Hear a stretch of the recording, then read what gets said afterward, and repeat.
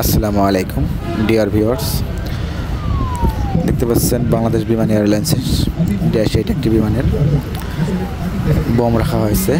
সেই বম উদ্ধার কাজ চলবে এখন। আপনারা সবাই দেখতে থাকুন, ভিডিওটি না টেনে পুরোপুরি দেখুন, তাহলে বুঝতে পারবেন। আসলে মূলত অজ্ঞাত অপরিচিত নাম্বার থেকে কল আসে আমাদের ঢাকা টাওয়ারে, এবং সেখানে জানানো হয় যে বিমান বাংলাদেশ এয়ারলাইন্সের ড্যাশ 8 এই বিমানটিতে হাইপারসনিক বোম রাখা হয়েছে। যদি সময় মতো তাৎক্ষণিক এটাকে না সরানো হয়, তাহলে বিমানের সাথে সাথে বিমানে থাকা ক্রু, পাইলটগণ, যাত্রীগণ সকলেই ধ্বংস হয়ে যাবে। এই কল শোনার পরেই ঢাকা টাওয়ার থেকে সরাসরি কল করা হয় বিমানে বলা হয় যে বিমানটি বিপদযুক্ত হয়েছে, সংখ্যাযুক্ত হয়েছে, অতি শীঘ্রই ঢাকা এয়ারপোর্টে অবতরণ করে একটি সেফ জায়গায় নিয়ে যেতে বলা হয়েছে।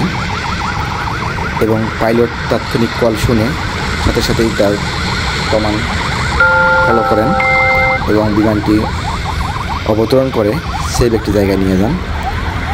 আর যেখানে নিয়ে যান সেখানে এদিকে আমাদের টাওয়ারে বলা হয়েছে যে বিভিন্ন বাহিনীর, চৌকস বাহিনীর বোম ডিসপোজাল ইউনিটের যেগুলো বাহিনী আছে সবগুলো স্ট্যান্ড বাই থাকার জন্য, যাতে করে বিমানটি কোনো দুর্ঘটনা কবলিত না হয়, খুব তাড়াতাড়ি খুব শীঘ্রই বিপদমুক্ত করা যায়, সেই বিষয়ে সকলকে স্ট্যান্ড বাই থাকতে বলা হয়েছে।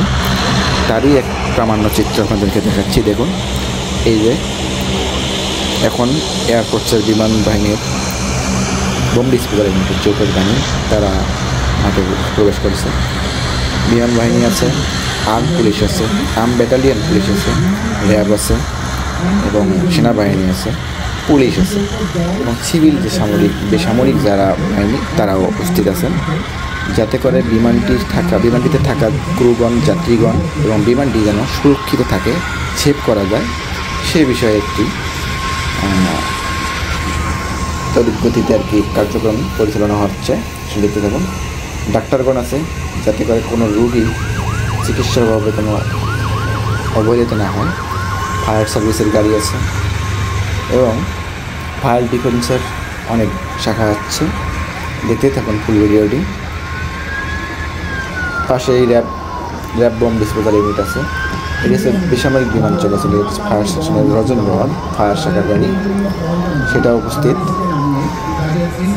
আমাদের কড়া নিরাপত্তা দিতে হবে এবং যাতে করে কোনো ক্রু, যাত্রী এবং বিমানের ক্ষতি না হয় সেদিকে খেয়াল রাখতে হবে।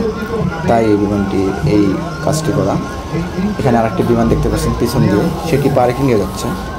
এটি হচ্ছে মালয়েশিয়া এয়ারলাইন্স বোয়িং 737 মডেলের। থাক, সেটি আর বলবো না। আমরা যে ভিডিও নিয়ে কথা বলছি সেটি দেখতে থাকুন। সকলেই প্রস্তুত। এখন যাত্রীদেরকে নামানো হবে। যাত্রীদেরকে নামানোর পরই বিমানের তল্লাশি করা হবে বোমটি কোথায় রাখা হয়েছে। বা ভুল কল, অনেক সময় অনেকজন আতঙ্ক ছড়ানোর জন্য ফ্যাক কল দিয়েও, ভুল কল দিয়েও আতঙ্ক ছড়ায়, সেটিও খেয়াল রাখতে হবে। পিছনে আর দুটি বিমান আসতেছে। এটি হচ্ছে ইউএস বাংলা এটিআর বিমান এবং তার পিছনে যে বিমানটি দেখতে পাচ্ছেন এটা হচ্ছে এয়ার অস্ট্রেলিয়া। দেখতে থাকুন। এবং অনেক সাংবাদিকগণও উপস্থিত এই বিমানের এই বোম উদ্ধার কাজ সম্প্রচার করার জন্য। দেখুন, অসংখ্য সাংবাদিক ক্যামেরা ধরে বসে আছে। এটি হচ্ছে র্যাব বোম ডিসপোজাল ইউনিটের ভেহিকেলস। সাংবাদিকগণ উপস্থিত। বিমান থেকে কীভাবে বোমটি সরানো যায় প্রস্তুতি চলছে, দেখতে থাকুন। যদিও কথা গুছিয়ে বলতে পারি না, আপনাদের বোঝানোর ক্ষেত্রে, দেখানোর ক্ষেত্রে যেটুকু বলতে পারি এটুকুই। আশা করি ভালো লাগলে অবশ্যই লাইক, কমেন্ট এবং শেয়ার করবেন।